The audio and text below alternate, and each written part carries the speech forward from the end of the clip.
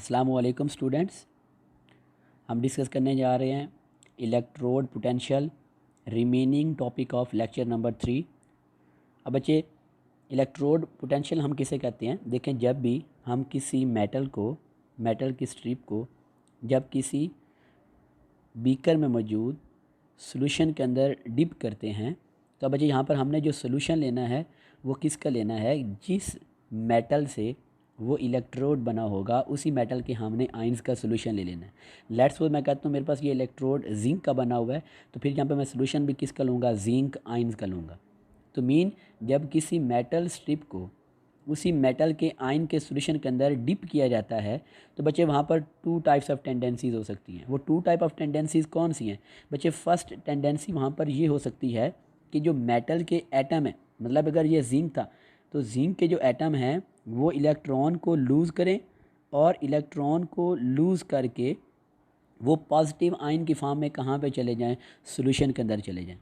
अब बच्चे, इस कंडीशन में क्या होगा कि इसने जो इलेक्ट्रॉन लूज़ किए हैं, जिंक ने जो इलेक्ट्रॉन लूज़ किए हैं, वो इलेक्ट्रॉन सारे के सारे इस मेटल स्ट्रिप के ऊपर अकोमुलेट होना शुरू हो जाएंगे। इस केस में इलेक्ट्रोड के ऊपर चार्ज क्या आ जाएगा? नेगेटिव। इलेक्ट्रोड के ऊपर चार्ज नेगेटिव कब आएगा? अगर उसके जो एटम हैं वो इलेक्ट्रॉन को लूज़ करके सॉल्यूशन में चले गए। बच्चे, यहाँ पर सेकंड पॉसिबिलिटी क्या है? सेकंड पॉसिबिलिटी यहाँ पर ये है कि अब देखें, हमने जो सॉल्यूशन ऐड किया था उसमें भी जिंक के आयन मौजूद है, तो अगर वो जिंक के आयन अगर वो इलेक्ट्रॉन को एक्सेप्ट करते हैं तो वो कन्वर्ट हो जाएंगे न्यूट्रल एटम के अंदर। अब जब वो इलेक्ट्रॉन एक्सेप्ट करेंगे तो इस केस में बच्चे उस मेटल की इलेक्ट्रोड के ऊपर चार्ज क्या आ जाएगा? पॉजिटिव आ जाएगा। मीन में हमने यहाँ पर टू टाइप्स ऑफ टेंडेंसीज का जिक्र किया। पहले हमने ये कहा, पहली पॉसिबिलिटी क्या है कि जो मेटल स्ट्रिप पे जो जिंक के एटम हैं वो इलेक्ट्रॉन को लूज़ करें, लूज़ करके Zn+2 की फॉर्म में सॉल्यूशन में चले जाएं। वो इलेक्ट्रॉन उस मेटल इलेक्ट्रोड के ऊपर अकोमुलेट होंगे, मेटल प्लेट के ऊपर चार्ज नेगेटिव आ जाएगा। दूसरी पॉसिबिलिटी ये है कि सॉल्यूशन में मौजूद जिंक आयन इलेक्ट्रॉन को एक्सेप्ट करें, एक्सेप्ट करके वो न्यूट्रल एटम में कन्वर्ट हो जाएं और इस केस में उस मेटल स्ट्रिप के ऊपर चार्ज क्या आ जाएगा? पॉजिटिव आ जाएगा। तो बच्चे, इन दोनों केस में चाहे मेटल स्ट्रिप के ऊपर नेगेटिव चार्ज आए या पॉजिटिव चार्ज आए, तो बच्चे दोनों केस के अंदर एक पोटेंशियल डिफरेंस डिवेल्प हो जाता है between metal and its solution, and this potential is known as the electrode potential. बच्चे, डेफिनेशन में भी यही लिखा हुआ है, the potential set up when electrode is in contact with 1 molar solution of its ion। Condition हमने क्या रखनी है? at 29 kelvin, at 298 kelvin, 25 degree temperature, 1 atm pressure and 1 molar solution of its आइन। तो बच्चे, उस वक्त जो पोटेंशियल डिवेल्प होगा उसे हम क्या बोलते हैं? स्टैंडर्ड इलेक्ट्रोड पोटेंशियल और standard reduction potential of the element. इसको डिनोट किससे करते हैं? ई नॉट के साथ करते हैं। अब बच्चे, अगर हम हाइड्रोजन की बात करें तो हाइड्रोजन का जो स्टैंडर्ड इलेक्ट्रोड जो पोटेंशियल होता है उसको हम आर्बिट्रेरली कितना चूज़ करते हैं? 0 चूज़ करते हैं। अब अगर हमने किसी भी एलिमेंट का अगर हमने इलेक्ट्रोड पोटेंशियल को फाइंड करना है तो उसको हम किसके साथ कंपेयर करेंगे? हाइड्रोजन के साथ, क्योंकि हम हाइड्रोजन हमारा स्टैंडर्ड है और इसकी वैल्यू क्या है? 0 है। तो बच्चे, फिर हम क्या करेंगे? हम यहाँ पर एक गैल्वेनिक सेल डिवेलप कर लेंगे।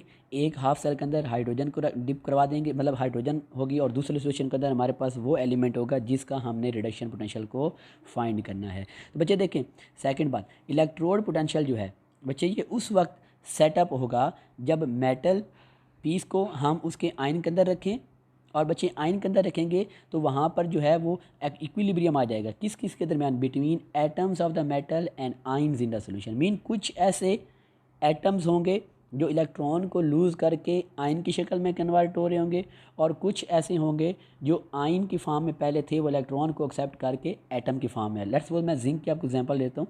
तो बच्चे यहाँ पे देखें, फर्स्ट केस में क्या होगा? अगर मैं फॉरवर्ड डायरेक्शन की बात करूँ तो फॉरवर्ड में क्या हो रहा है कि जो जिंक है वो इलेक्ट्रॉन को लूज़ करके पॉजिटिव आयन में कन्वर्ट हो रहे हैं।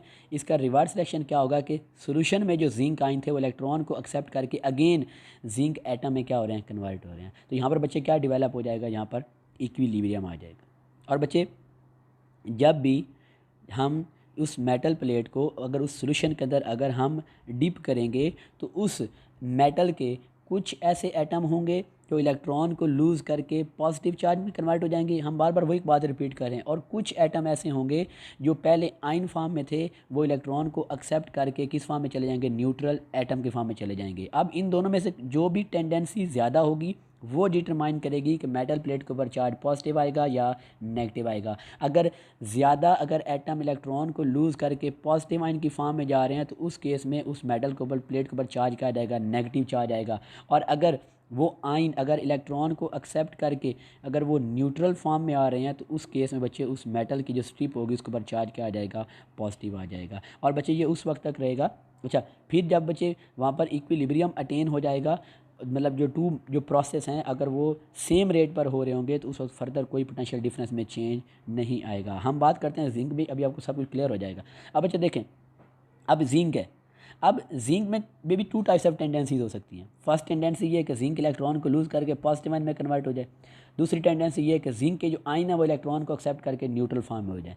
अब जिंक के अंदर ज़्यादा टेंडेंसी ये होगी कि जो जिंक के एटम है वो इलेक्ट्रॉन को लूज़ करके पॉजिटिव आयन में क्या हो जाएंगे, कन्वर्ट हो जाएंगे। हमने कहा था कि जब वो पॉजिटिव आयन में कन्वर्ट होंगे तो वो जो इलेक्ट्रॉन हैं वो सारे मेटल स्ट्रिप के ऊपर अकोमुलेट होना शुरू हो जाएंगे, और इस मेटल जिंक की स्ट्रिप के ऊपर बच्चे चार्ज क्या आ जाएगा, नेगेटिव चार्ज आएगा। जैसे ही जिंक रॉड के ऊपर नेगेटिव चार्ज आएगा तो बच्चे इसके इर्द गिर्द जो पॉजिटिव जो चार्ज हैं, मतलब ये जिंक अब जो रॉड है ये उन पॉजिटिवली चार्ज जिंक आयन को अपने इर्द गिर्द क्या करेगा, उनको अट्रैक्ट करेगा, जिसकी वजह से बच्चे उनकी क्या बन जाएगी, लेयर बन जाएगी। देखें ना, पहले जिंक था, ये देखिए यहाँ पर इक्वेशन, उसने इलेक्ट्रॉन लूज़ किए, वो पॉजिटिव आयन में कन्वर्ट हुआ, ये इलेक्ट्रॉन इस जिंक रॉड पर अकामुलेट हुए, जिंक पर चार्ज नेगेटिव आया। जैसे चार्ज नेगेटिव आया तो इसके इर्द गिर्द कई सारे पॉजिटिव वाले क्या हो गए, अट्रैक्ट होकर अटैच हो गए हैं।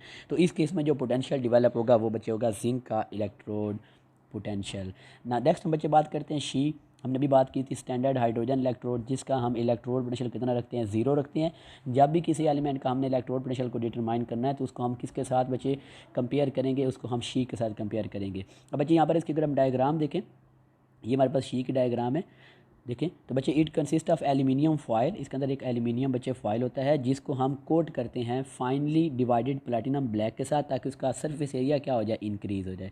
और उस बच्चे फॉयल को हम 1 molar solution of hydrochloric acid, मतलब 1 molar solution of HCl solution के अंदर हम उस देखें ये फॉयल, इसको हमने क्या किया हुआ है, डिप किया हुआ है। जब इस फॉयल को डिप करेंगे तो बच्चे अब ये देखें 1 एटमॉस्फेरिक प्रेशर के ऊपर और 25 डिग्री टेम्परेचर के ऊपर बच्चे हमने प्योर हाइड्रोजन जो है वो इस फ्लास्क के अंदर बच्चे हमने क्या करवाना है, उसको एंटर करवाना है।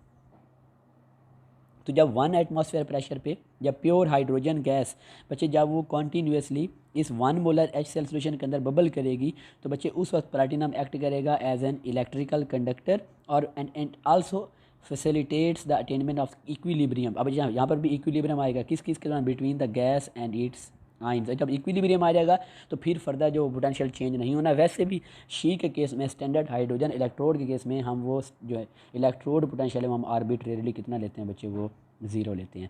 अब हम बात करते हैं मेजरमेंट ऑफ इलेक्ट्रोड पोटेंशियल। अगर हमने किसी भी एलिमेंट के इलेक्ट्रोड पोटेंशियल को मेजर करना है तो बच्चे उसको हम ज्वाइन कर देंगे किसके साथ, शी के साथ, स्टैंडर्ड हाइड्रोजन इलेक्ट्रोड के साथ। तो बच्चे हमारे पास एक गैल्वेनिक सेल इस्टेब्लिश हो जाएगा, हमारे पास 2 सोल्यूशन जो सेपरेटेड हैं उनको हम जो है वो साल्ट ब्रिज के थ्रू उनको आपस में क्या कर देंगे, कनेक्ट कर देंगे। साल्ट ब्रिज के अंदर हमने कहा था इसके अंदर जेल होती है और जेल के अंदर पोटाशियम क्लोराइड का एक्वस सोल्यूशन मौजूद होता है। और ये जो साल्ट ब्रिज होती है ये उनको कंडक्टिंग पाथ प्रोवाइड करती है। जैसे हमने कहा था कि अब अगर साल्ट ब्रिज होगी तो फिर एक बीकर के अंदर नेट चार्ज अकोमुलेशन नहीं होगी। अब इस केस में बच्चे देखें, अब अगर हमने एक एलिमेंट एक साइड पर है, दूसरे साइड पर है शी, अब हमने लगाया होता वोल्ट मीटर।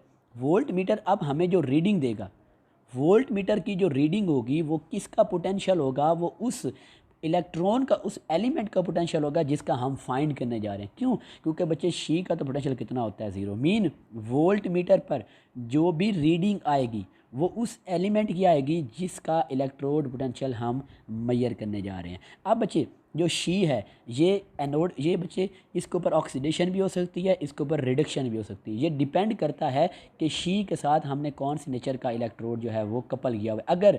अगर लेट्स सपोज अगर हमारे पास ये एक इलेक्ट्रोड है, ये बच्चे हमारे पास जो है लेट्स सपोज हम करते हैं, ये हमारे पास जो थी ये बच्चे शी है स्टैंडर्ड हाइड्रोजन इलेक्ट्रोड। अब अगर इस इलेक्ट्रोड पर ऑक्सीडेशन होगी तो ऑटोमेटिकली शी के ऊपर रिडक्शन होगी, ठीक है। और अगर इस इलेक्ट्रोड के ऊपर बच्चे रिडक्शन हो रही है तो शी के ऊपर क्या हो रही है, ऑक्सीडेशन। तो मीन शी के ऊपर रिडक्शन होनी है या ऑक्सीडेशन होनी है वो डिपेंड करता है दूसरे इलेक्ट्रोड पे कि दूसरे इलेक्ट्रोड पर क्या हो रहा है। अब इसको एग्जांपल बच्चे हम समझते हैं।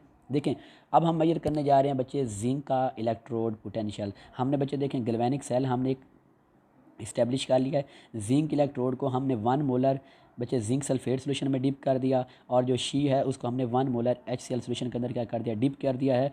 और बच्चे यहाँ पर और हमने टेम्परेचर कितना रखा है, 25 डिग्री। अगर वोल्ट मीटर की रीडिंग हम देखेंगे तो वोल्ट मीटर की रीडिंग बच्चे कितनी आएगी, 0.76। तो हमने कहा था जो भी रीडिंग आएगी वो दूसरे इलेक्ट्रोड की होगी। अब इस केस में वो जिंक है तो मीन ये जिंक का पोटेंशियल आ गया।